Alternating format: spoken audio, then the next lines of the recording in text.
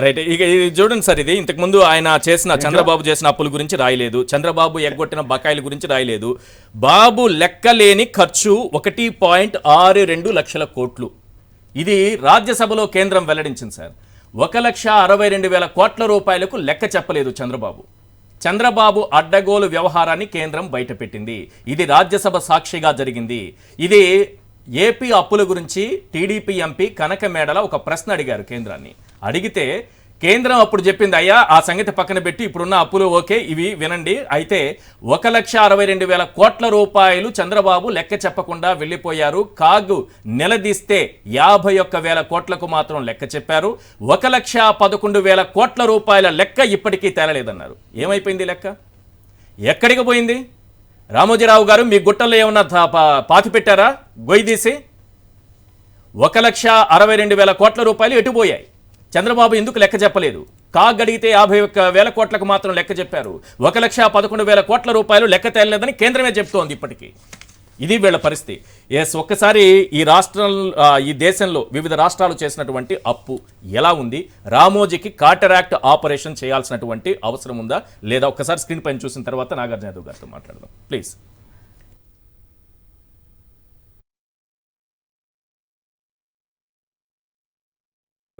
Cataract operation చేయించుకో రామోజీ, నీకు కరెక్ట్గా కనిపిస్తుంది. మొన్న చంద్రబాబు చేయించుకున్నారు, దానివల్ల ఆయనకి బెయిల్ కూడా వచ్చింది. మీరు కూడా చేయించుకోండి, మీకు వాస్తవాలు తెలుస్తాయి. తమిళనాడు 7.54 లక్షల కోట్లతో టాప్ ప్లేస్లో ఉంది ఈ దేశంలో. ఉత్తరప్రదేశ్ 7.10 లక్షల కోట్లతో సెకండ్ ప్లేస్లో ఉంది రామోజీరావు గారు. మహారాష్ట్ర 6.80 లక్షల కోట్లు. పశ్చిమ బెంగాల్ 6.08 లక్షల కోట్లు. కర్ణాటక 5.35 లక్షల కోట్లు. ఆంధ్రప్రదేశ్ 6వ స్థానంలో ఉంది 4.42 లక్షల కోట్లు. ఆర్బీఐ ఇచ్చినటువంటి గణాంకాలు. నువ్వు పెద్ద ఆర్థికవేత్తవి, చంద్రబాబు పెద్ద ఆర్థికవేత్త, యనమల రామకృష్ణుడు నీకు ఒక పెద్ద ఆర్థికవేత్త. రోజు వేసుకుంటూ ఉంటారు 9 లక్షల కోట్లు, 10 లక్షల కోట్లు, 11 లక్షల కోట్లు. రేపు నెక్స్ట్ మంత్ 11 లక్షల కోట్లు రాస్తాడు. మీకు ఆర్బీఐ చెప్పే లెక్కలు వాస్తవంలోకి తీసుకోరు మీరు. కేంద్ర ఆర్థిక శాఖ చెప్పే లెక్కలు వాస్తవంలోకి తీసుకోరు. మీ ఇష్టం వచ్చినటువంటి రాతలు రాస్తారు. ఫస్ట్ మీరు చేయాల్సిన పని కాటరాక్ట్ ఆపరేషన్ చేయించుకుని ఆర్బీఐ ఇచ్చినటువంటి నివేదికను ఒక్కసారి చదవండి. ఆ తర్వాత మీ పచ్చపత్రికల్లో రుణకంఠుడో మీలాంటి దశకంఠుడో ఏదో ఒకటి మీరు రాసుకోవచ్చు. Yes please. నాగార్జున యాదవ్ గారు, ఎక్కడి నుంచి తీసుకొచ్చారు ఈ 10 లక్షల కోట్లు? మీకు ఎవరిచ్చారు? అంత ఈజీగా వచ్చేస్తుందా? నేను అనుకుంటున్నా బ్యాంక్ ఆఫ్ చైనా, చంద్రబాబు తీసుకొచ్చినటువంటి బ్యాంక్ ఆఫ్ చైనా ఇదేమన్నా ఇచ్చిందా మీకు 10 లక్షల కోట్ల అప్పు? చంద్రబాబు అదేంటి బుల్లెట్ ట్రైన్ ఒకటి వేస్తానన్నారు, భూగర్భంలో నుంచే రైలు పోయేది ఒకటి వేస్తానన్నారు, బ్యాంక్ ఆఫ్ చైనా రాష్ట్రానికి తెస్తున్నానన్నారు. మొత్తం బ్యాంకులన్నీ కూడా అన్నీ ఇక్కడికి వచ్చేస్తాయట చంద్రబాబును చూసి. ఈ బ్యాంకులు ఏమన్నా మీకు అప్పులు ఇచ్చాయా? ప్యానెల్లో ఉన్నటువంటి పెద్దలందరికీ ముందుగా ప్యానెల్లో ఉన్నటువంటి పెద్దలకి, సాక్షి టీవీ ప్రేక్షకులకి ముందుగా నా నమస్కారాలండి. కొమ్మినేని గారికి, అదేవిధంగా పాపారావు గారికి నమస్కారం. రామోజీరావు గారు పూర్తిగా ఆయన గారు అనడానికి కూడా మాకు నోరు రావట్లేదు. ఎందుకంటే పూర్తిగా ఆయన ఒక పెత్తందారి స్వభావాన్ని, తను ఆద్యంతం బడుగు బలహీన వర్గాలకు ప్రాతినిధ్యం ఇస్తున్నటువంటి, ప్రాధాన్యత ఇస్తున్నటువంటి జగన్మోహన్ రెడ్డి గారి మీద రోజుకొక వార్తతో ఒక విష ప్రచారాన్ని పూనుకున్నాడు. ఆ విష ప్రచారాన్ని అంతా ఏ కాటిగా ఆ కాటిగా మేము చెప్పడానికి ఉన్నాం. అక్కడ పాపారావు గారు కూడా ఉన్నారు కాబట్టి, ఆయన ఆర్థిక రంగ నిపుణులు కాబట్టి ఈ వాక్యాల్ని ఇంకాస్త ఏదన్నా పొరపాటున్నా లేకపోతే ఇంకా చెప్పలేకపోయినా ఆయన ఇంకొంత బలంగా చెప్పడానికి ప్రయత్నం చేస్తున్నారని ఆశిస్తున్నాం. దీంట్లో ఫస్ట్ పాయింట్ అండి, ఆంధ్రప్రదేశ్ కానీ లేకపోతే ఏ స్టేట్ కానీ ఈ భారతదేశంలో అప్పులు 2 రకాలుగా తీసుకోవచ్చు. ఇది ప్రొవిజన్ ఏది ఇచ్చింది? ఆర్టికల్ 293 సబ్సెక్షన్ 1 ప్రకారం 2 రకాల అప్పులు తీసుకోవచ్చు. ఒకటి, మన రాష్ట్రంలో మన రాష్ట్ర కన్సాలిడేట్ ఫండ్ ఖాతాని ఏదన్నా దేని దగ్గరన్నా తనఖా పెట్టి అప్పు తెచ్చుకోవడం, ఇది ఒక రకమైన అప్పు. 2, మనం ఏదన్నా ఒక సంస్థ అప్పు తీసుకుంటే దానికి గ్యారంటీస్ ఇవ్వడం, ఇది 2. ఈ 2 కలిపి ఎఫ్ఆర్బిఎం యాక్టులో మనం అనుకున్న దాని ప్రకారం మించకుండా ఉండాలి. ఇది కూడా సెక్షన్ 15 ప్రకారం, రూల్ నెంబర్ 6 ఫామ్ డిఏ ప్రకారం ప్రతి ఎవ్రీ ఇయర్ నెంబర్ 5వ నెంబర్ బుక్ అంటారు, బడ్జెట్లో బుక్ నెంబర్ 5, ఇది బడ్జెట్లో సెషన్లో ప్రవేశపెట్టి దాన్ని పాస్ చేసుకొని ఎప్పుడు ఏ సంస్థకి మనం గ్యారంటీ ఇస్తున్నామని హౌస్లో ప్రవేశపెట్టి ఇవన్నీ ఓపెన్ డాక్యుమెంట్, ఓపెన్ డిబేట్. ఈరోజు ఆ ఓపెన్ లెక్క ప్రకారం మనకున్నటువంటి అప్పు, ఆంధ్రప్రదేశ్ రాష్ట్రానికి ఉన్నటువంటి అప్పు 5,73,590 కోట్లు. ఇంతకు మించి ఒక్క రూపాయి అప్పు కూడా ఆంధ్రప్రదేశ్ రాష్ట్రానికి లేదు. నువ్వు ఎలా చెప్తున్నావయ్యా అనుకోవచ్చు. ఒకటి, ఇది ఆర్బీఐ ఇచ్చినటువంటి డాక్యుమెంట్. ఆర్బీఐ ప్రతి year state finance a study of budgets అని 15 ఏళ్ల నుంచి బుక్ రిలీజ్ చేస్తూ ఉంటుంది. ఆ బుక్ రిలీజ్లో పబ్లిక్ డెబిట్ అండ్ పబ్లిక్ అకౌంట్కి సంబంధించి ఆంధ్రప్రదేశ్ రాష్ట్ర అప్పు 4,28,715 కోట్లు. ఇది ఆర్బీఐ చూపించేటువంటి లెక్క. దీంతో పాటు ఇది ఒక వర్షంలో మనం తీసుకున్న అప్పు. రెండో రకంగా అప్పు తీసుకున్నటువంటి అంశం ఏంది?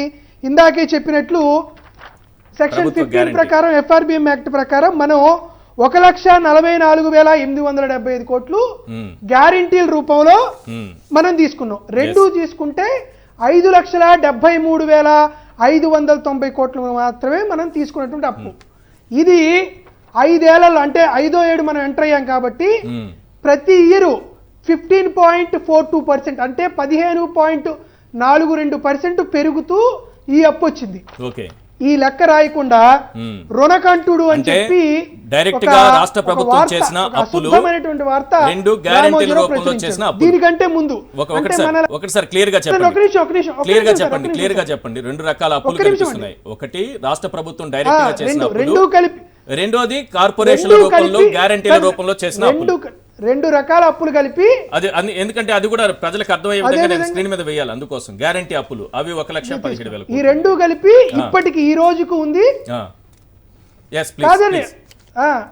రెండు కలిపి సార్ 5,73,590 కోట్లు. కథ ఇక్కడికి పూర్తవలా. ఈ డబ్బులు, ఈ అప్పులో చంద్రబాబు నాయుడు గారు చేసిన అప్పు కూడా ఉంది. అవును కదా. 5,73,590 కోట్ల రూపాయల మొత్తం అప్పుల్లో చంద్రబాబు చేసింది 3,31,54,000 కోట్లు.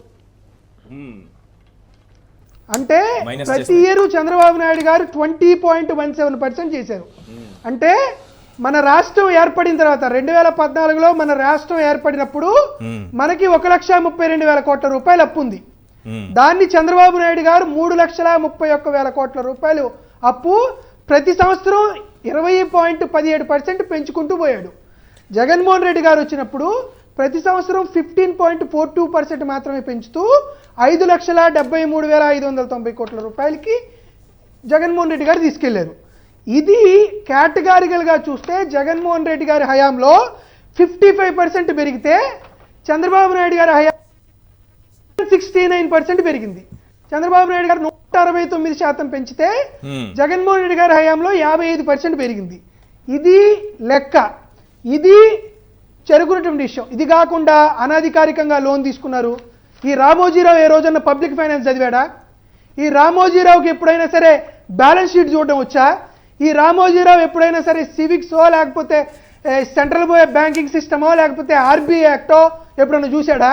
ఈ రామోజీరావుకు తెలిసిందల్లా మార్గదర్శి ఫైనాన్స్ సంస్థతో పెట్టి చిట్ ఫండ్ యాక్ట్ వదిలేకుండా కంపెనీ యాక్ట్ ప్రకారం డబ్బులు దోచడం తెలుసు. ఏ లెక్క ప్రకారం మార్గదర్శి ఫైనాన్స్ ని తీసుకొని అందరి దగ్గర డబ్బులు తీసుకుంటున్నాడండి?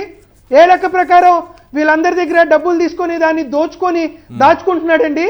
దీని మీద రామోజీరావు అనేవాడికి ఓపెన్ సవాల్. రామోజీరావు వస్తాడు సంబంధించి బాతకాని ఊదే ఇంకో గాడిద, ఆ వార్త రాసిన ఇంకో గాడిద ఎవడన్నా వస్తాడో రమ్మని చెప్పండి. ప్రజల సమక్షంలో బహిరంగంగా ఆంధ్రప్రదేశ్ రాష్ట్ర అప్పుల మీద ఆ గాడిద రాసినటువంటి వార్త మీద రాయడానికి మేము ఎప్పుడూ ముందే ఉంటాం. ఎప్పుడు చేయనా సరే ఓపెన్ గా మాట్లాడడానికి సిద్ధంగా ఉంటాం. దీంతో పాటు క్యాపిటల్ ఎక్స్పెండిచర్ గురించి, నాన్ గ్యారంటీ లోన్స్ గురించి, దాంతో పాటు రీపేమెంట్ ఆఫ్ ఇంట్రెస్ట్, దాంతో పాటు రీపేమెంట్ ఆఫ్ ఓల్డ్ డ్యూస్ గురించి కూడా తర్వాత వచ్చేటువంటి దాంట్లో ఎవాబరేట్ అట్లాంటి గాడిద వార్తలు రాసే రామోజీరావు ఏ రోజైనా ఈనాడు కాంపౌండ్ లో అయినా ఓకే, లేకపోతే మీరు కూర్చున్నటువంటి కృష్ణా జిల్లా అయినా ఓకే, ఎక్కడైనా సరే వైఎస్ఆర్ కాంగ్రెస్ పార్టీ తరఫున మేము వస్తాం. రామోజీరావు అదేవిధంగా దుష్ట చతుష్టయం నుంచి ఏ గాడిదనన్నా తీసుకోరమ్మనండి, ఓపెన్ గా సవాల్ విసురుతాం. రైట్.